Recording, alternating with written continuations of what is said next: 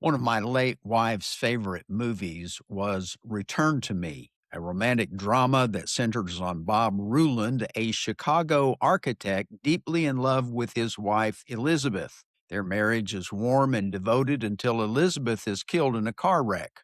Her heart is donated to a transplant recipient. That recipient is Grace Briggs, a kind and somewhat shy waitress who lived most of her life with a serious heart condition. The transplant gives her a new beginning. Months later, by coincidence, Bob and Grace meet at an Italian restaurant run by Grace's grandfather. Neither initially knows of their connection. As they begin to fall in love, the emotional tension mounts over the truth that Grace is alive because she carries the heart of Bob's late wife. When Bob eventually discovers this, he's torn between grief, guilt, and genuine affection for Grace. The film explores themes of loss, second chances, healing, and the mysterious ways lives intersect. It centers on emotional recovery and the courage to love again. It's a gentle, heartfelt story about moving forward without forgetting the past. Greetings, Patriots. I'm Perry Green. Welcome to God in America, where genuine faith and freedom unite in heart and soul. We're experiencing a great divide in America between patriots who long for the lost republic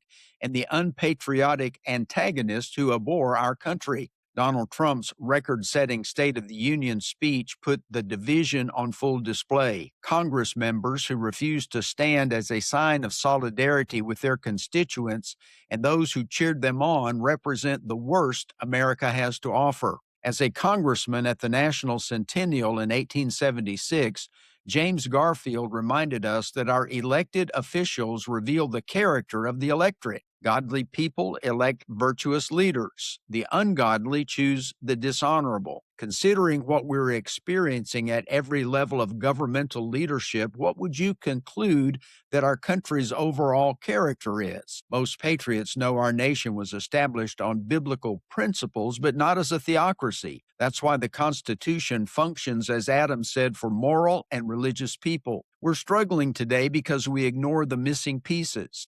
To restore our republic, we must return to its origin, not with forced legalistic constitutional demands, but with a heartfelt reliance with the God of our fathers. They made covenants with him and dedicated the land to honor him from Jamestown to Plymouth and beyond. Here's a brief list of the Bible-based, Holy Spirit-empowered qualities necessary to renew the American Republic.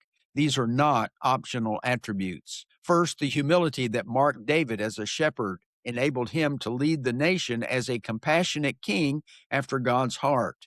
The faith that characterized a tongue-tied Moses so that he could move from a frightened recluse to the formidable sea splitter. The integrity that highlighted the demoralized Joseph in a foreign land isolated from his family.